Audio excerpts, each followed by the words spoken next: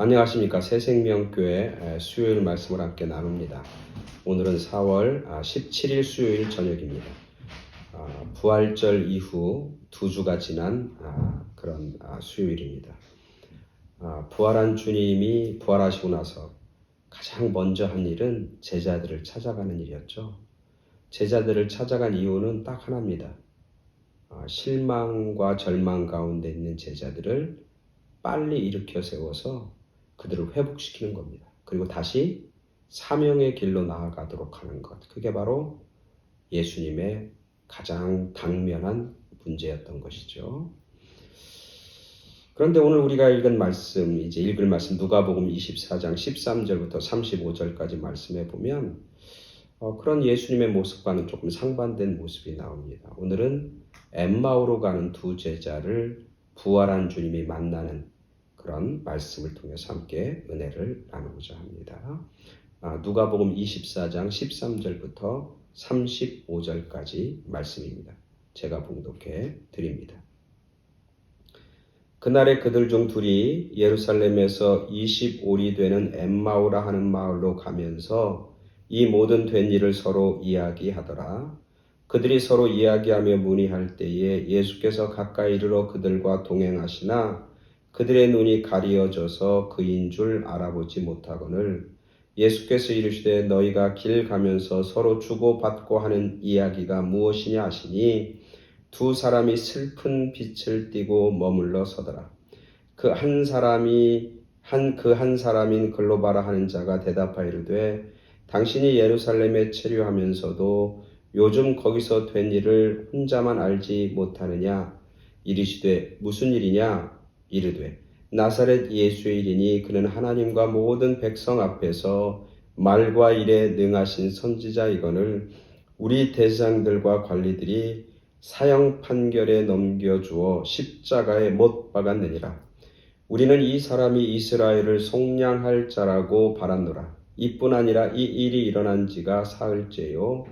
또한 우리 중에 어떤 여자들이 우리로 놀라게 하였으니 이는 그들이 새벽에 무덤에 갔다가 그의 시체는 보지 못하고 와서 그가 살아나셨다는 천사들의 나타남을 보았다 함이라. 또 우리와 함께한 자 중에 두어 사람이 무덤에 가 과연 여자들이 말한 바와 같음을 보았으나 예수는 보지 못하였느니라 하거늘 이르시되 미련하고 선지자들이 말한 모든 것을 마음에 더디 믿는 자들이여 그리스도가 이런 고난을 받고 자기의 영광에 들어가야 할 것이 아니냐 하시고 이에 모세와 모든 선지자의 글로 시작하여 모든 성경에 쓴 바 자기에 관한 것을 자세히 설명하시니라. 그들이 가는 마을에 가까이 가매 예수는 더 가려 하는 것 같이 하시니 그들이 강권하 이르되 우리와 함께 유하사이다. 때가 저물어가고 날이 이미 기울었나이다 하니 이에 그들과 함께 유하로 들어가시니라. 그들과 함께 음식 잡수실 때 떡을 가지사 축사하시고 떼어 그들에게 주시니 그들의 눈이 밝아져 그인 줄 알아보더니 예수는 그들에게 보이지 아니하시는지라. 그들이 서로 말하되 길에서 우리에게 말씀하시고 우리에게 성경을 풀어주실 때에 우리 속에서 마음이 뜨겁지 아니하더냐 하고 곧 그때로 일어나 예루살렘에 돌아가 보니 11 제자와 그들과 함께 한 자들이 모여 있어 말하기를 주께서 과연 살아나시고 시몬에게 보이셨다 하는지라. 두 사람도 길에서 된 일과 예수께서 떡을 떼심으로 자기들에게 알려주신 것을 말하더라. 아멘. 꽤 긴 본문을 제가 읽어드렸는데 13절부터 35절까지 우리가 다 잘 아는 말씀입니다. 그리고 이 말씀에 대해서 많은 설교의 말씀을 이미 들으셨을 줄 압니다. 오늘 저는 이 본문을 통해서 딱 하나만 생각하고 또 깊이 묵상하고 그리고 그 묵상한 것을 여러분하고 나누려고 합니다.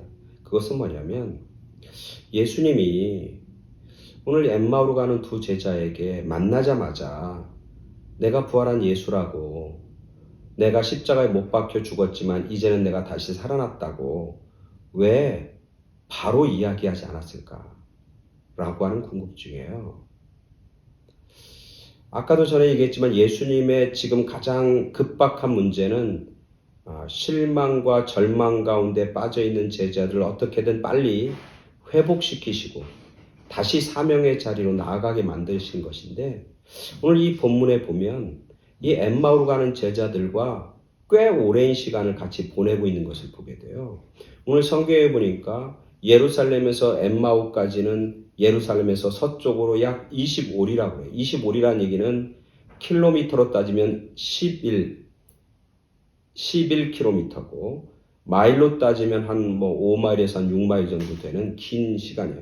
사람들이 걸어서 이렇게 대화하면서 걸으면 적어도 한 3시간 정도는 걸어야 하는 그런 거리란 말이죠.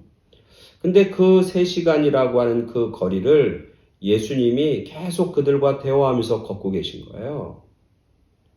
어떻게 보면 시간 낭비 같아요. 첫 번째는 이 예수님의 제자들은 지금 슬픈 기색을 하고 있잖아요. 예수님이 빨리 그 슬픔을 기쁨으로 바꿔주셔야 되잖아요. 이 엠마오로 간 두제는 절망 가운데, 시리 가운데 빠져 있잖아요. 예수님이 돌아가셨다고 하는 것 때문에. 이제까지 자기들이 열심히 뭔가를 애쓰고 노력했는데 그게 물거품이 됐다는 거예요. 자기 열심히 주님을 따라서, 예수님을 따라서 하나님의 나라를 이룰 거라고 생각하고 기대를 가지고 애썼는데 그게 다 사라져버린 거예요. 그래서 실망과 절망 가운데 빠져 있잖아요. 그럼 예수님이 빨리 그 실망과 절망에서부터 다시 용기를 주시고 다시 그들을 빨리 예루살렘으로 돌이키는 것, 그게 맞을 것 같은 거예요. 근데 오늘 예수님은 그렇게 하잖아요.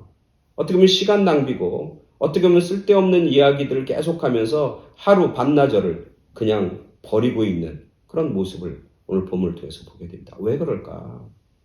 오늘 본문을 제가 깊이 묵상하면서 그 이유를 발견하게 됩니다. 그 이유는 뭐냐면 예수님은 이 제자들이 빨리 슬픔에서 벗어나는 것보다 더 중요한 게 있는 거예요. 그게 뭐냐면 그들이 슬픔과 어려움 가운데 말씀을 통해서 그 슬픔과 절망을 극복하길 원하시는 거예요. 부활한 주님은 부활하셨다가 이제 우리가 잘 아는 것처럼 이제 40일이 지나면 이제 승천하시고 안 계시잖아요. 예수님이 계속해서 이 사람들에게 슬픔을 아니면 이들의 절망을 옆에서 기쁨으로 그리고 용기로 계속 옆에서 그들 그렇게 만들어 주실 수 없잖아요. 결국 제자들에게는 하나님의 말씀, 그 말씀을 통해서 슬픔을 이기는 방법, 그 말씀을 통해서 절망을 이기는 방법을 주님께서 그들에게 가르쳐 주시고 보여주는 거예요. 이젠 내가 없어도 너희들은 말씀으로 너희가 당하는 고난을 이길 수 있다. 너희들이 당하는 아픔을 이겨낼 수 있다. 너희들의 슬픔을 기쁨으로 변할 수 있다라고 하는 사실을 분명하게 보여주는 거예요. 그래서 예수님께서 말씀을 하시잖아요, 그들에게. 그죠? 말씀을 할 때 그들이 고백하잖아요. 그분이 우리에게 말씀해 주실 때 우리의 마음이 뜨겁지 않냐. 우리의 마음이 burning heart. 우리의 마음이 뜨겁게 불타는 것 같지 않느냐. 말씀을 통해서 그들이 깨닫는 은혜가 큰 거예요. 그래서 이 두 제자는 깨달았을 거예요. 그죠? 이제는 예수님 부활한 주님과 같이 동행하지 않아도 이제 부활한 주님을 만나지 않아도 어떤 슬픔과 어떤 절망과 어떤 혼란 가운데서도 말씀을 통해서 그들은 위로받았고 말씀을 통해서 그것을 극복할 수 있었던 거죠. 오늘 우리들도 마찬가지예요. 그죠? 우리들도 부활한 주님을 믿는다고 하는 건 뭐냐면 하나님의 말씀을 믿는 거예요. 우리가 부활한 주님을 섬긴다고 하고 우리 하나님 아버지를 믿는다고 하는 것은 하나님의 말씀을 믿음으로 받아들이는 거죠. 우리가 어떤 일에 슬픔 당할 수 있어요. 그죠? 우리가 어떤 일에 고난 당할 수 있어요. 그러나 그 고난과 슬픔 그것이 순식간에 빨리 기쁨으로 아니면 빨리 그 고난에서 벗어나는 것 그것도 중요하지만 더 중요한 것은 말씀을 통해서 그것을 이겨내는 것. 말씀이라고 하는 것 통해서 그것들을 극복하는 것. 그게 훨씬 더 소중하고 귀하다고 하는 걸 오늘 말씀을 통해서 깨닫게 되는 거예요.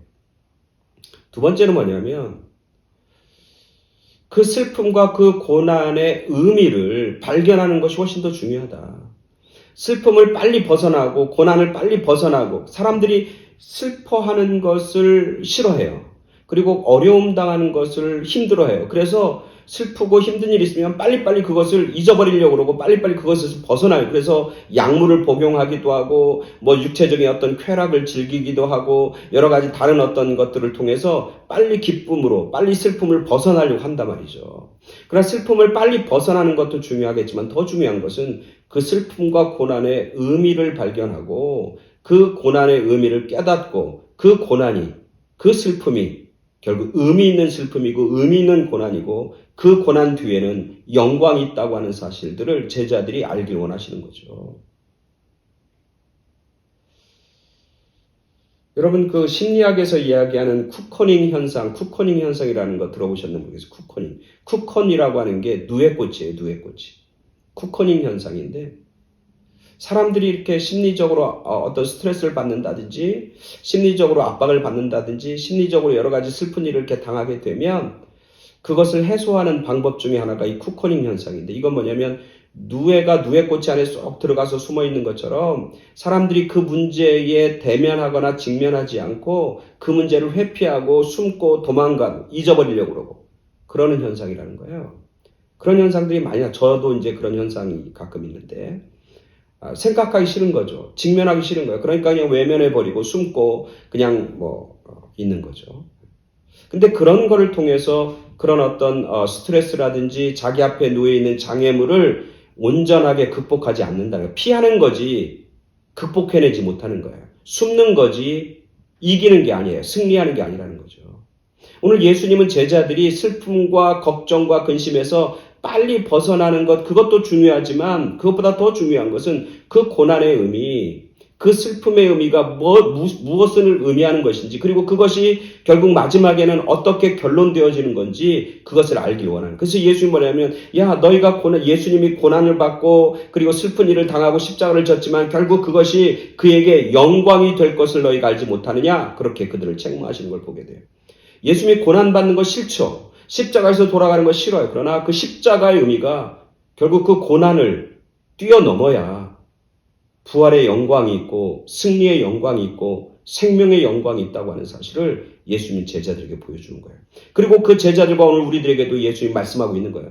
우리가 어떤 선한 일을 하다가 고난을 당하는 것, 우리가 하나님의 일을 하다가 어떤 절망하는 것, 그거 괜찮다는 거예요. 그 고난 가운데서 빨리 벗어나려고 도망가려고 회피하려고 하지 말고 그 고난 가운데서 의미를 발견하고 그 고난을 인내하며 감당하라는 거예요. 그리고 그 고난이 결국 우리에게는 뭐가 돼요? 승리가 되고 영광이 될 거라고 하는 것을 말씀을 통해서 가르쳐 주는 것이죠. 오늘 우리들이 살아가면서 많은 스트레스를 받고 여러 가지 힘든 일들이 벌어집니다. 내 생각대로 내 마음대로 안 될 때가 많고 또 내가 전혀 기대하지 않았던 예상치 않았던 그런 여러 가지 어려움들이 우리 가운데 불쑥불쑥 찾아옵니다. 그럴 때마다 우리는 이 말씀을 생각해 봐야 합니다. 그래서 우리가 말씀으로 그 어려움을 이겨내야 합니다. 때로는 우리가 선한 일을 하고 하나님의 일을 하고 교회 일을 하고 주님의 일을 감당하면서도 고난이 오고 어려움이 있습니다. 그 고난 때문에 포기하고 도망가고 숨는 게 아니라 그 고난의 의미가 무엇인지 깨닫고 그 고난을 맞서 믿음으로 승리하는 그리고 그 고난을 넘어 하나님이 예비해 놓으신 영광과 축복을 우리가 바라보는 믿음 그리고 그 고난 너머에 영광을 쟁취하고 그 영광과 축복을 소유하는 그런 복되고 승리하는 인생을 살아가는 그런 저와 여러분 모두가 되길 간절히 축원합니다. 아멘. 감사합니다.